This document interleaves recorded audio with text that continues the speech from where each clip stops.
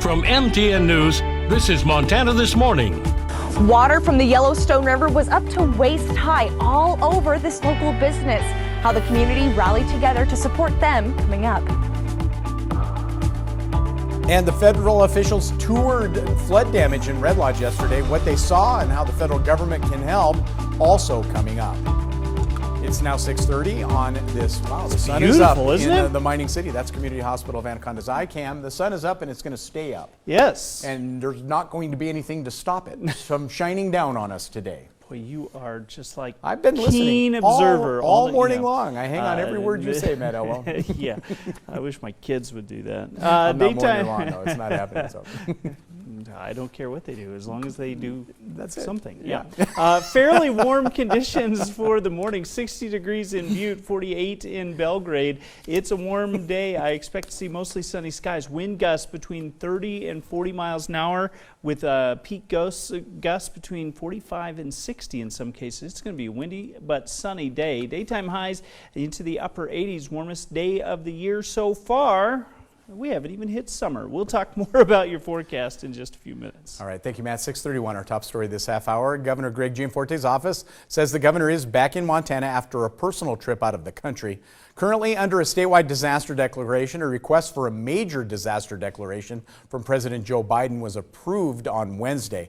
Now, according to Gianforte's office, he left last week on a personal trip with the First Lady before the flooding started. Governor's office has released no details about the length of the trip or where Gianforte traveled. Newsy's Maritza Giorgio reported Thursday on social media that Newsy had obtained a timestamp photo that shows Gianforte had been in the Tuscany region of Italy. Gianforte's staff told Newsy, which is owned by our parent company EW Scripps, that it does not share his location when he's out of the country for security reasons. Gianforte administration says the governor has been receiving regular communication and briefings from Montana while abroad. Gianforte verbally authorized a state disaster declaration Monday, according to his staff, which allowed the state the immediate and full flexibility to assist communities whose resources had been exhausted. Initial estimates put the damage to transportation infrastructure like roads and bridges at nearly $30 million. Also, FEMA's top director, along with Montana's Lieutenant Governor and Senator Steve Daines, were in Red Lodge yesterday to begin the process of recovering from some of the worst flooding that town's ever seen. MTN's Jackie Coffin was on the tour and shares what the group saw. Devastation in Red Lodge, unlike anything the community has ever seen. Damage done in just a few days. Federal assistance is on the way for Carbon, Stillwater, and Park counties. And as that assessment is being made, neighbors are helping each other rebuild. Pretty good. When floodwaters hit Taylor Monfort's basement apartment, he didn't have much time to escape. And I mean, like I said, you can see where the water's reached to, so. On Thursday, teams of community members and volunteers were moving home to home, bailing mud and debris out of homes like Monfort's, trying to let people get back in and get an idea of the damage. We're beaten down, we're cut, we're bruised, but Red Lodge is here and it's still standing, and people are always gonna, do whatever they can to make sure that we can return to our way of life as quickly as possible. Red Lodge Fire Chief Tom Kuntz says 300 homes were evacuated around Red Lodge. Thursday, top FEMA administrators visited Red Lodge from Washington, D.C. and Denver. And because of the level of damage that has been experienced here, the president did authorize a presidential disaster declaration for our public assistance. And some of the things that this is going to do, specifically, it includes Carbon, Park, and Stillwater counties. And it's going to support all of the costs that these counties have been experiencing to respond to this. It's going to support these temporary measures that you heard about to help rebuild expeditiously some of the infrastructure, but also that long-term rebuilding of the roads and the bridges and any critical facilities that have been impacted by this disaster. As counties breathe a sigh of relief with the incoming federal dollars, Red Lodge residents still have a lot of work ahead. Got more to shovel, but we'll keep digging each other out. Woo! Let's do it. In Red Lodge, Jackie Coffin, MTN News. In a related story, ordinarily dirt and water, a good thing if you're going to try to grow food, but not when it comes rushing in with floodwaters. MTN's Jane McDonald has our continuing coverage of spring flooding. Following the flood, this thick mud was caked all throughout Montana Roots Farms, leaving the owners speechless and wondering what to do next. I pretty much just threw my hands up. I was like, I'm not even going to try to clean this right away because this is too much work. Mud caking the ground, water levels etched in the wall, greens ruined, product waterlogged. Where do you even start? We are on an island, but it's high enough that it's never gotten flooded. So I wasn't worried too much about the business, and that was a mistake. For Sam Mascari, the island means more than just a place to do business. So when I was a kid, like, from 4 years on, like I was on this island catching frogs and snakes, having a grand old Huck Finn summer. And now he owns and operates Montana Roots, supplying businesses with microgreens while running a nonprofit. Look how deep that is. That's what was over pretty much everything. Never in my wildest dreams did I think it was going to actually breach the bank and flood the field and come in through the greenhouses.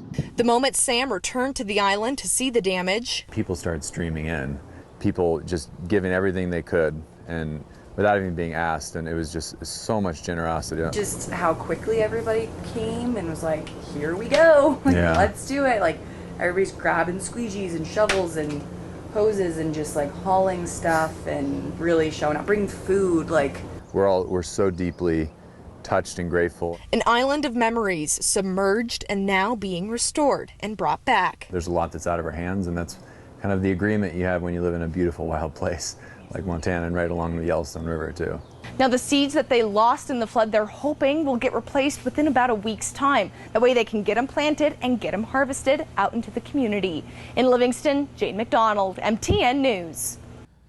Now, if you're looking for a way to help those struggling through this flooding, MTN teaming up with our parent company, Scripps Howard Foundation. They are a 501c3, which means your donation tax deductible. Go to kbzk or kxlf.com/floods. You can text floods to 345-345. Contributions will be used to help Montanans, and they will stay right here in our state. 6:37 now. Are we putting our pets at risk while trying to protect them from fleas and ticks? Could be if you're using certain brand. Congressional subcommittee declared yesterday the series to flea and tick collar poses a risk to pets and people. And as Newsy's James Packard reports, officials say the EPA knew about the possible dangers.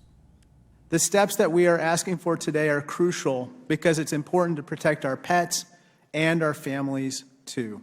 It's something thousands of grieving pet owners across the country have been waiting to hear. An effort from the government to pull Seresto flea and tick collars off the market. I'm convinced it was the Seresto collar that killed Tigger, and if he did not have the collar, Tigger would still be alive today. The collars in question were at the center of a House congressional hearing Wednesday. An investigation stemming from a USA Today report found 75,000 incidents linked to the Seresto collar and 1,700 pet deaths. Since then, members of Congress say those numbers have increased to more than 98,000 incident reports and 2,500 pet deaths. The idea behind these collars is simple. Place it around your dog or cat's neck, and 2 active ingredients stored inside are released onto the skin. The collar is supposed to protect against fleas and ticks for up to 8 months. But instead, thousands of pet owners say they've done more harm than good, filing incident reports with the Federal Trade Commission claiming the Seresto collars were linked to their pet's death. Some complaints allege that fake flea collars were shipped from China from fraudulent but convincing websites. It's important to note, incident reports don't necessarily mean the collar caused the problem, but testimonials obtained by Gizmodo through a Freedom of Information Act request tell a heartbreakingly different story. One complaint wrote, "I believe without a shadow of a doubt in my mind that this product is dangerous and that it killed my daughter's dog. This product needs to go." Another filed a report about her dog. She had an allergic reaction to the collar. Her neck was busted open and bleeding. I really thought I had lost her. And another on the counterfeits. I don't want anyone else to get tricked into this scam and buy these fake collars. The Seresto flea and tick collar got the green light from the EPA in 2012 and hit store shelves the next year. Since then, Bayer, the original company behind the collar, and Elanco, which purchased the product in 2020, have sold nearly 34 million collars. Lawmakers determined in their report both the EPA and Elanco were well aware of the dangers surrounding the Seresto collars. But one of the big questions raised during Wednesday's hearing, why didn't they do anything about it? No product is without risk. What matters is whether those risks are reasonable and in light of the benefits. Numerous studies and the incident report data for Seresto. Now, we reached out for a comment from Elanco on the hearing, but received no response. Company has repeatedly defended the collar, which is its top product. No one currently working at the EPA was at the hearing to answer questions, but a spokesperson told USA Today the agency is reviewing the product, hopes to wrap that up by this fall.